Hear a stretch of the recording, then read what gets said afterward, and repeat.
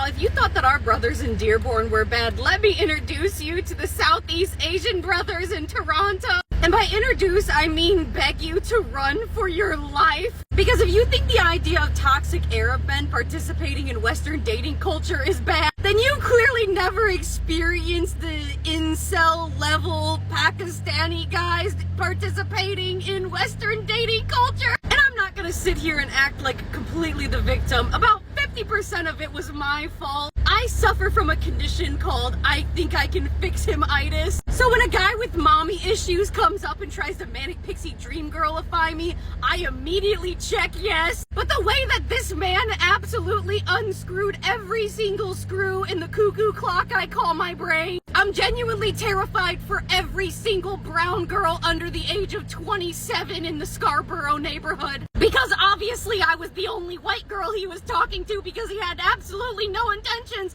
of even getting close to being serious with me. And I'm not gonna sit here and like dox this guy or like describe the torture that I let myself go through over the past like 3 months almost. Mostly because I'm entirely too embarrassed to admit that I let my grown self be emotionally manipulated this hard. But all I'm gonna say to my sisters in the Toronto area is, just because he has a doctorate and a full beard and he's over 6 feet tall and he's kind of ugly cute and he does that thing where he's like bullying you to flirt with you, does not mean he's gonna treat you well. It actually means he's gonna ruin your life. I'm on sleeping medication now because I can't sleep without talking to him on the phone, because he would call me every single night and just literally like, what is that called? You know, like that social experiment where you trick a dog into getting hungry every time you ring a bell.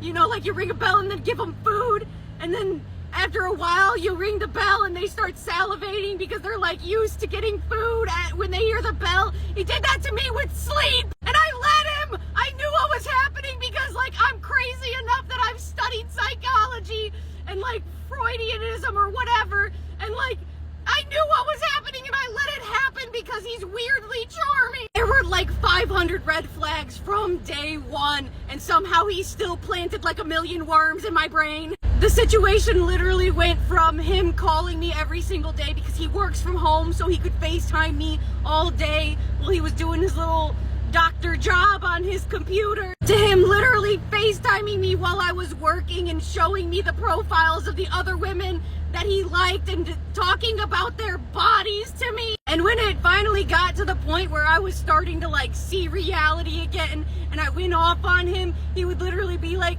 oh yeah, this other girl I was talking to said the exact same thing about me that you did. You want to hear her text message? And then just read it to me. And then he'd be like, oh yeah, this one said the same thing too. Yeah, I went out on a couple of dates with this one and she said the exact same things about me that you are. It's so crazy, ha ha ha. Like, no, you're crazy. The straw that broke the camel's back was the night that I found out that my absolute best friend in the entire world is literally dying of lung failure. So I messaged him because he usually call me every single night, and I was like, hey, can you call me a little bit early tonight because I'm like freaking out and I can't cope and I don't know what to do. Well, I fell asleep because I was literally crying all night, and the next morning I woke up and saw that he'd sent me a message responding to me, explaining to him now my friend is dying, to just said, nice, I'm bored.